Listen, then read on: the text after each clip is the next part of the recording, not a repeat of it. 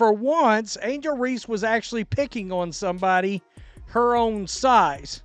Now, if I was to take bets in this, NaLyssa Smith versus Angel Reese, I'm putting all of my $2.47.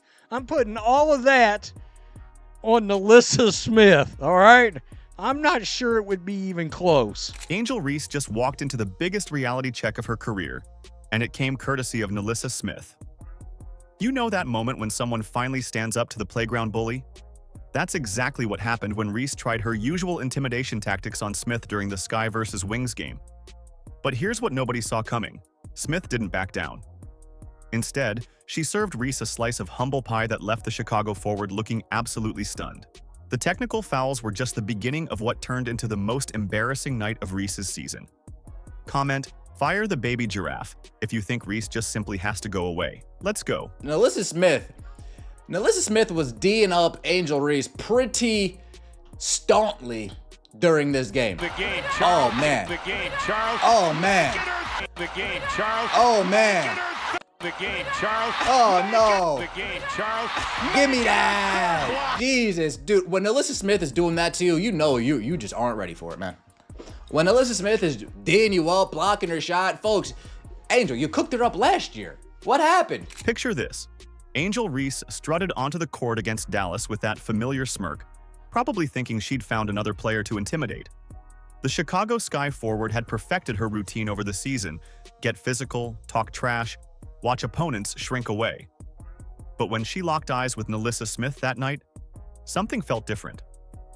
The usual fear wasn't there. Smith looked right back at her with the kind of calm confidence that should have been Reese's first warning. The two of them getting into it. And by the way, this started off by NaLyssa Smith going for a rebound and Angel just shoving her. Just shoving her and then complaining to the refs. And by the way, I don't blame Angel Reese for, shoving people and expecting to get away with it. The referees have shown that you are allowed to shove people and get away with it. Like, that is a given. The whole thing started when Reese committed a hard foul on Smith, a clear shove. Most players would have taken the hit, maybe shot her a look, and moved on. Not Smith. She had something to say about it, and whatever came out of her mouth lit Reese up like a Christmas tree. You could see the exact moment Reese's brain switched from basketball mode to confrontation mode. Her shoulders squared up, her jaw tightened, and she started moving towards Smith like she owned the place. Down around the rim, NaLyssa Smith and Angel Reese both got technical fouls, and things got a little chippy between the two. Chicago's done a nice job defensively. Nice pass. Right there. How did Dejournay hit that to Smith? That was in our line of sight. There wasn't any daylight. Yeah, the speed and accuracy of that pass. Now we got some chippiness. Smith and Reese jawing at each other. Here's where it gets interesting. Smith didn't take a single step backward. While Reese was doing her usual puffed chest routine, Smith stood there looking almost bored by the whole display. The contrast was striking, Reese getting more animated by the second, while Smith maintained this cool, collected energy that probably drove Reese absolutely crazy. You know how bullies react when their intimidation tactics don't work? That's exactly what we witnessed. When NaLyssa Smith is D'ing you up, blocking her shot, folks, Angel, you cooked her up last year. What happened?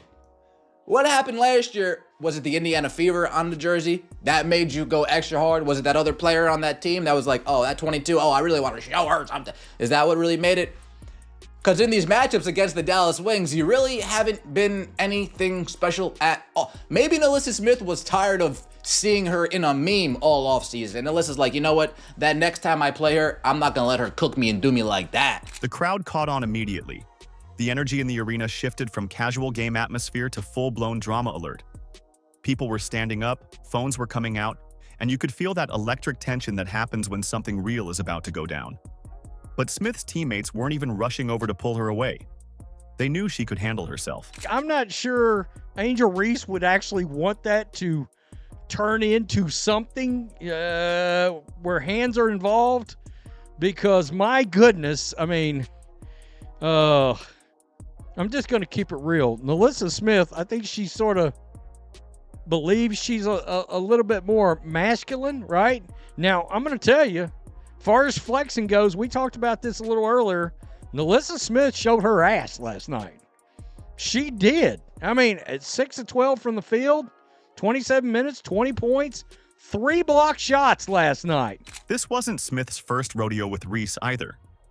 These two had been jawing back and forth since Reese's rookie season when Smith was still suiting up for Indiana. The history between them had been building all season long, with Smith clearly getting under Reese's skin in ways that other players couldn't manage. But previous encounters had been smaller moments, quick exchanges that got broken up fast. This time, with cameras rolling and a full crowd watching, Reese couldn't just walk away without losing face. Angel Reese goes after shoving NaLyssa Smith. The two of them are getting into it. Arike is there trying to be peacemaker. Courtney Vandersloot immediately doesn't know what's going on. The two of them getting into it. What made this confrontation so satisfying was watching Reese realize she'd picked the wrong target. Her whole persona depends on other players backing down, giving her that psychological edge she thinks makes her tough. When Smith refused to play along with the intimidation game, you could literally see Reese's confidence deflate. Her body language changed completely, from predator to confused prey in about 30 seconds. You guys don't remember, like, even last season, the two of them were getting into it through the entire season. The two of them were getting into it, and you saw, literally, when the referees tried to break it up, you saw them just go like, don't. Like, the two of them want to get into it. And again, this is a rivalry. The officials stepped in and handed out technical fouls to both players, which was the expected outcome. But walking away from that exchange, only one player looked like they'd won the psychological battle. Smith headed back to her position looking like she'd just swatted away an annoying fly. Reese, meanwhile, had that defeated energy of someone who'd just learned an uncomfortable truth about themselves. The commentators picked up on it too, with one noting how Smith appeared to be in better shape and was reading plays defensively, while questioning whether Reese had any self-awareness after going 3 for 12 that night. The whole incident exposed something bigger than just two players getting heated. This was about what happens when someone finally calls out the behavior everyone else has been tiptoeing around. Showing that the other day was just a glimmer of hope that she had figured out how to start playing, as in only take 5 to 6 shots a game. Get rebounds, distribute the ball out to everybody out on the perimeter, and quit shooting the ball. What made NaLyssa Smith different from every other player who's dealt with Reese's antics? Simple. She had history with Angel Reese, and she wasn't about to let some second-year player punk her on national television. Smith came into the league knowing exactly what Reese was about. Their rivalry goes back to when Reese was still figuring out how to be a professional, and Smith was already establishing herself as someone who doesn't play games. She's reading plays, like NaLyssa Smith reading plays defensively. Chicago's done a nice job defensively. Nice Oh. pass. How did Dejounte... Angel Reese tries to intercept the pass, and then her and NaLyssa Smith start jawing at each other, start talking at each other. Start jawing at each other, start talking at each other. Here's what makes this whole situation even better. Smith used to suit up for the Indiana Fever. You know, the same team that drafted Caitlin Clark, the same organization that Reese has been throwing shade at all season long. When you've got that connection, every interaction with Reese becomes personal. Smith wasn't just defending herself that night. She was defending the reputation of a franchise that means something to her. You're gonna let NaLyssa Smith talk to you like that, Angel? You gotta fight her, right? Isn't that what the pieces want? Angel, why are you just sitting behind your teammates? You gotta go fight that woman, Angel. You gotta go lion from the Wizard of... Put him on. Put him on. That's what you gotta do. Come on. Come on. This is another angle of their little dust-up that they encountered. Nice little baseline angle. The history between these two players runs deeper than most people realize. Smith has been watching Reese's act since her rookie season, and she's clearly had enough of the drama queen routine. Previous encounters between them had been building toward this moment all season long. You could see it in how Smith carried herself around Reese. There was none of that cautious energy other players show. Smith approached every matchup like she had unfinished business. In this game right here, if we don't remember, up until the point where the starters were taken out, Angel Reese had 4 points. She had 4 points, 5 rebounds. But NaLyssa Smith had 14 points. She had 14 points on Angel Reese versus Angel Reese's 4 in 19 minutes. They took her off, and it was a very, very comfortable win for the Indiana Fever, where Caitlin Clark, in fact, had 31 points, 12 assists on 14 shots. Jesus, post-Olympic break, Caitlin Clark was another level. Let's talk about what Smith brings to the table defensively. The commentators noted how she was reading plays defensively throughout that game. That's not luck. That's preparation meeting opportunity. Smith had clearly studied Reese's tendencies and knew exactly how to disrupt her rhythm. She was blocking shots, getting in passing lanes, and generally making Reese's life miserable on the offensive end. The contrast in their approaches couldn't be more obvious. While Reese was busy trying to create drama and get in people's heads, Smith was focused on actually playing basketball. She put up 14 points in just 19 minutes of action. Meanwhile, Reese struggled to 4 points and 5 rebounds, looking like she needed a nap more than another confrontation. The numbers don't lie about who had the better night. Angel Reese playing like trash all game, but that confidence doesn't waver, I guess, right? The arrogance doesn't waver, right? We could miss layups, we can miss shots, but that confidence doesn't waver at all. I mean, look at this. Angel Reese, after going 3 for 12 on the night, at this point, she has a historic play where she elbows Dejanay out the way, and here we go. Move it, little girl. And yeah, Angel Reese talking that trash. Yeah, you guys can't stop me. I'm 4 for 13. Smith's connection to Indiana adds another layer to this whole thing. She spent time with that organization, learned their culture, and understands what professional basketball looks like. When you see someone disrespecting that standard, it hits different. Smith wasn't just standing up for herself. She was standing up for every player who believes in handling business the right way. You know what's fascinating about Smith's performance against Reese? There was a previous game where Reese managed to outplay Smith pretty convincingly, but Smith learned from that experience and came back stronger. That's what real competitors do. They adapt, they improve, and they don't let past losses define future matchups. You're not seeing Angel Reese chase after NaLyssa Smith here. This is one of those basketball fights where no basketball things where people chirp at each other and they don't jump up and run after the person. Like, you know it's a bit different on that one there. And Smith represents something a lot of fans have been waiting for. Someone who can match Reese's intensity without all the unnecessary theatrics. Someone who can back up their confidence with actual skill and professionalism. When Smith blocked Reese's shots and outplayed her on both ends of the court, she was proving a point that needed to be made. The beautiful thing about Smith's approach is how effortless it looked. She didn't need to create drama or manufacture controversy. She just played her game and let her performance do the talking.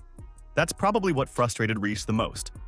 All her usual tactics were completely useless against someone who simply refused to engage with the nonsense. You know what's going to be funny one of these days?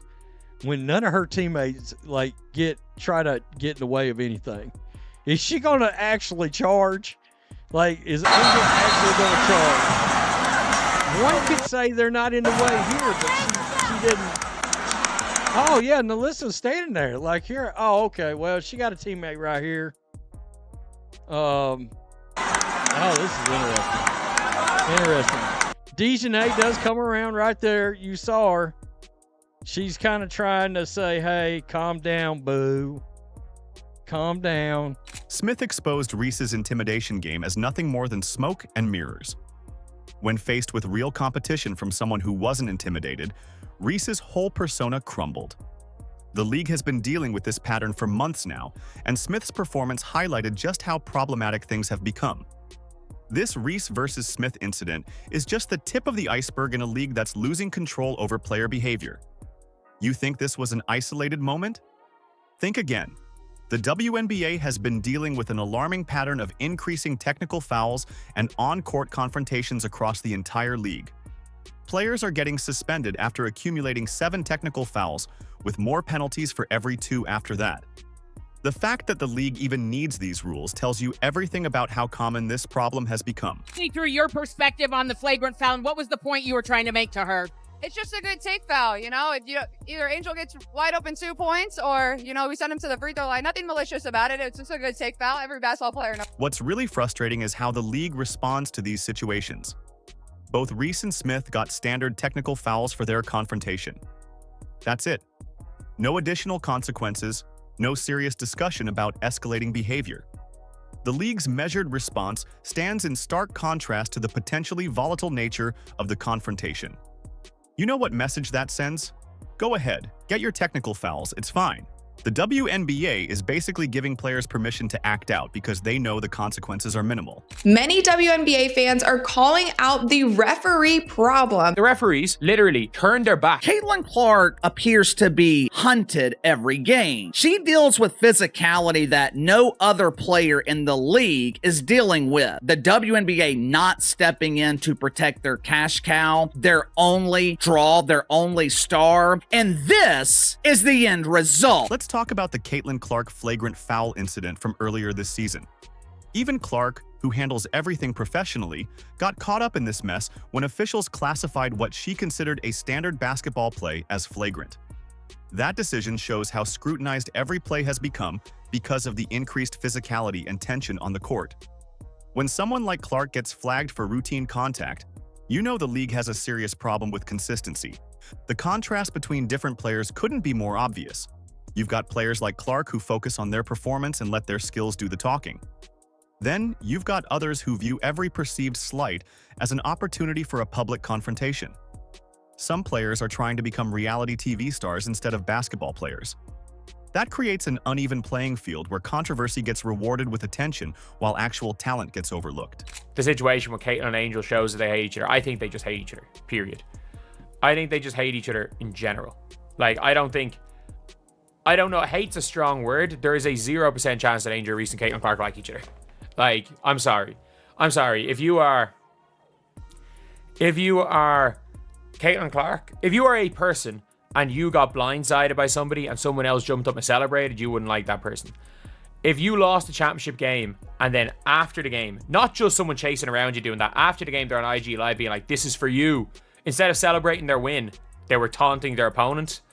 You probably wouldn't like that person either. Current disciplinary measures are clearly failing to modify problematic behavior. The league's reluctance to impose stronger consequences for repeated aggressive behavior raises serious concerns. Players know they can push boundaries without facing real punishment.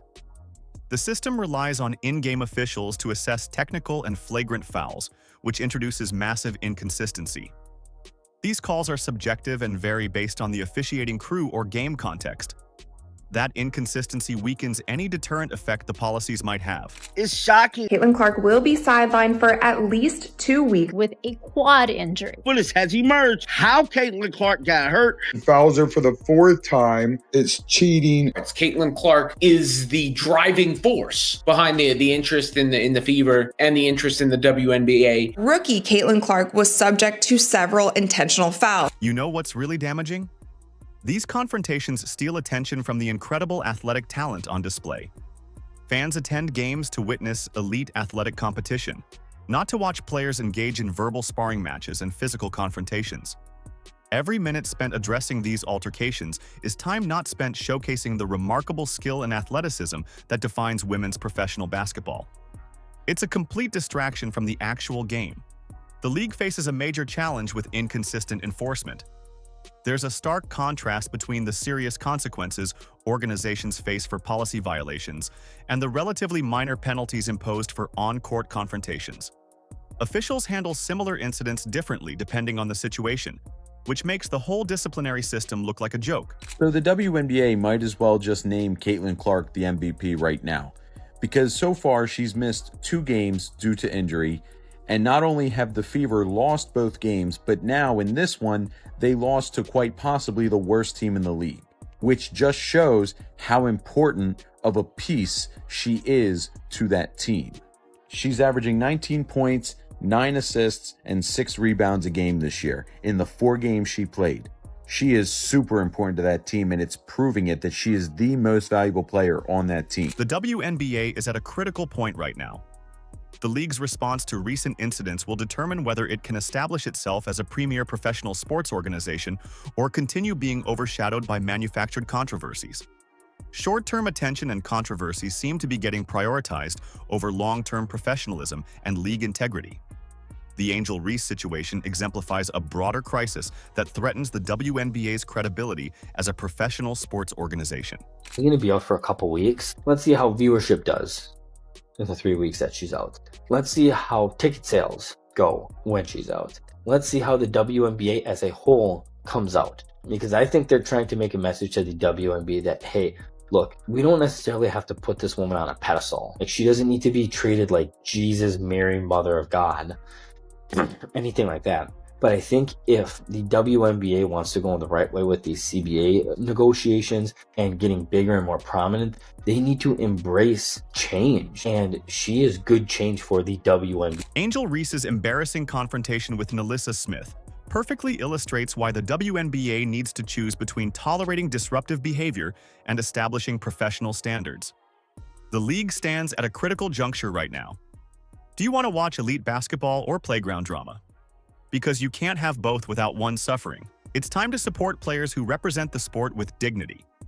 Caitlin Clark proved that athletic excellence and professional conduct go hand in hand. And Reese? Well, let's just say she likes clowning around. Comment "Fire the baby giraffe" if you think Reese just simply has to go away.